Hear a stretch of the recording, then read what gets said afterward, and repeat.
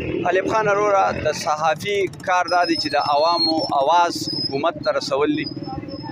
خیبر نیوز په دې وخت کې چې کوم کردار ادا کوي، خاص کر د پښتنو په سیمه باندې دا د چا نه پټ نه دی. خیبر نیوز همیشه غیر جانبداره رپورټینګ کړی دی او د عوامو اواز په هر لیول باندې اوچت کړی دی او هغه عوامو ته رسولی دی.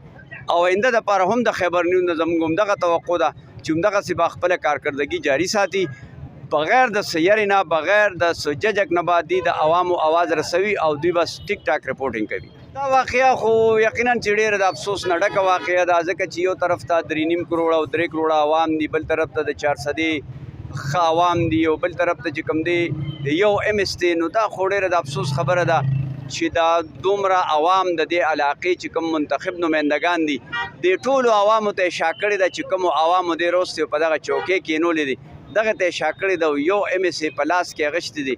نو د افسوس خبره خو دا ده چې همدغه عوامي نمایندګان به واپس راځي او همدې عوامو ته به ودرېږي.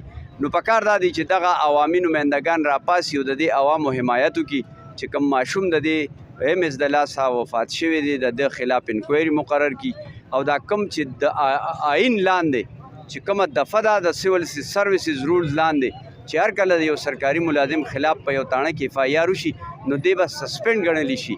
تر اوسه پورې دا سسپینډ شوی نه دی. نو وزیر قانون ته دا خواست کوم چې ته به د خپل آئین تشریح په کم وخت کې پکار دا دی چې د آئین تشریح هم د دې ځای نه شروع کړي او د MS سسپینډ شي.